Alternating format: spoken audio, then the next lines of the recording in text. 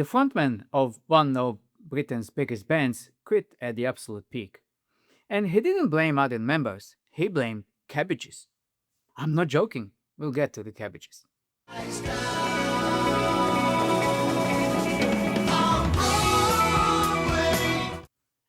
This is 1974. Genesis have just made the most ambitious thing they'd ever attempt, a double album, a full rock theater piece. The Lamb Lies Down on Broadway.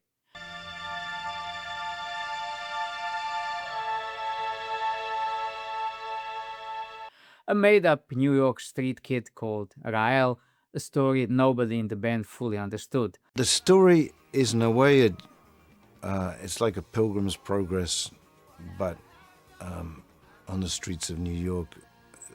So it's a spiritual journey into the soul. A stage show where the singer wore masks and crawled through the set. It should have been the launchpad. It was the ending. Because the man at the center of it, Peter Gabriel, the voice, the costumes, the flower mask, the whole face of the band, had already decided to leave.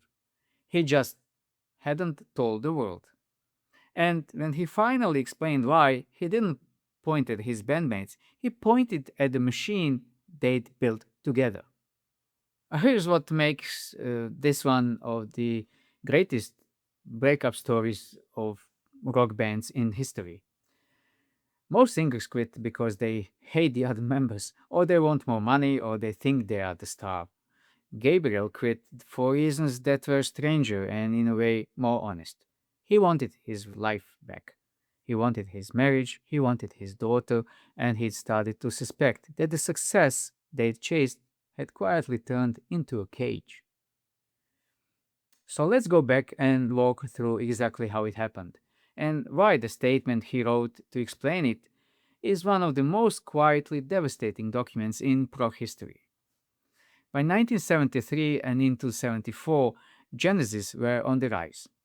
Foxtrot selling England by the pound, the records were landing, the live shows were becoming events, and a lot of that was because of the man out front. Gabriel had turned the Genesis concert into something you watched as much as heard. The fox head, the old man mask, the flower. He was the show. But the costumes had started a quiet war inside the band. The press wrote about Gabriel and barely mentioned the other four. Because Peter was being thrust out as the star in a way, media would only concentrate on Peter really, which was strange in a group that was as sort of as democratic as we were in a way, in the way everything came with music and everything was done. And Gabriel himself was changing. His wife Jill was pregnant, the pregnancy was difficult, and Turing Machine did not care. And then came the moment it cracked open. When the crisis hit at home, the band kept rolling regardless, and Gabriel started seeing the whole apparatus for what it really was. Years later, in 2007, he put it plainly. I remember seeing once the list of gigs we did one year.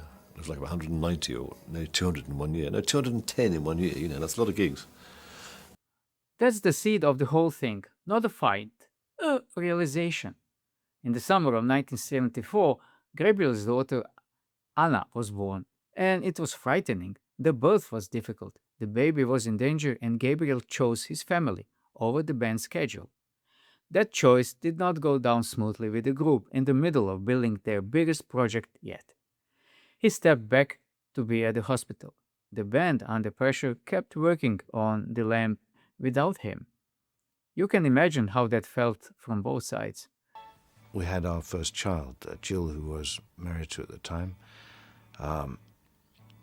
It was, as it is for anyone really, it's suddenly the most important thing in your life by a long way.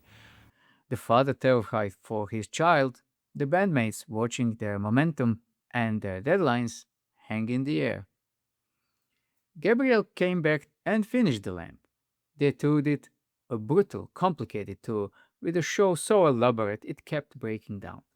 But somewhere in there, the decision was already made. He was going. And there was a really rough birth, and the hospital didn't think she was going to make it, and she spent first month in an incubator. The double album that was supposed to be the great leap forward was actually the long goodbye. Now, here's where it gets remarkable. When Gabriel left, he didn't do a tearful interview, he wrote a statement. Pete said he was going to leave, and he did. And I remember talking to him on a plane one day. I said, "Are you seriously going to leave at the end of this?" I mean, he said, "Yeah, afraid so. Yeah, made up my mind."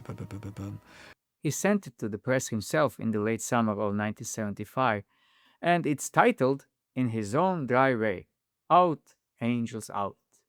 Melody Maker ran it. And it reads like a rock star's resignation and more like a man trying to explain carefully why he had to escape something he'd helped build. Listen to how he framed the band itself.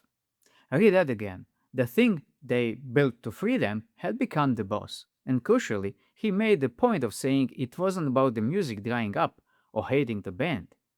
That line, our roles had set in hard, is the whole thing.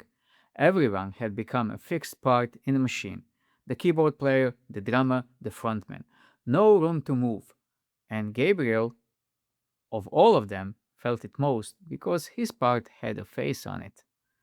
He went further. He talked about the creative limits of a band run by a committee, 5 people voting on everything, no single decision, no single vision. I had a dream, I's dream. Then I had another dream with the body and soul of a rock star.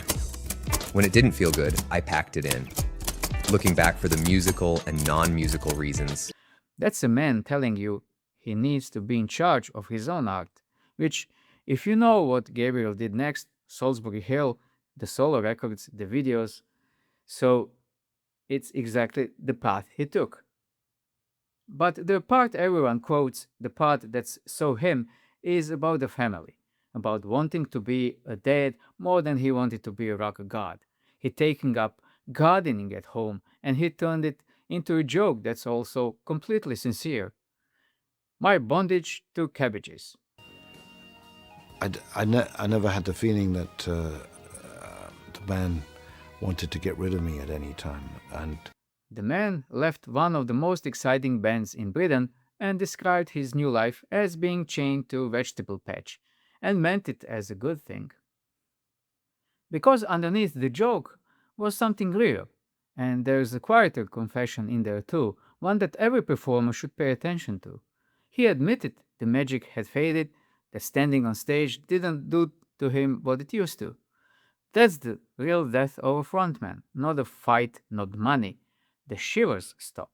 When he finally did break the news, it was not such a huge shock. We had a kind of pre-warning, you know. He was also careful, almost gentlemanly, about why the news came out so late. There was no scandal. He'd been asked to keep quiet.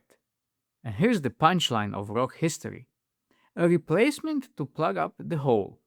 That replacement was already in the room, the drummer, a guy called Phil Collins. We put an advert in the Melody Maker, Genesis stroke BS type group, want singer. We did come up with a few, a lot of replies, about 400 replies. Become a machine, that his roles had set in hard, that the shivers were gone, and that there was a daughter at home and a marriage to save, and yes, some cabbages to attend to. And the cool, beautiful symmetry of it, the band he left didn't collapse, it got bigger, and the man who left to be a father and an artist of his own terms became one of the most important solo artists of his generation. Two futures, both enormous, born from one quiet decision to walk away at the top. If you want to know what Genesis did on stage that made Gabriel a legend in the first place, the fox head, the dress, the night he scared his own bandmate half to death, I've got that story too. It's right here. Thank you so much for watching. It's a sincere video with no AI, right from the heart.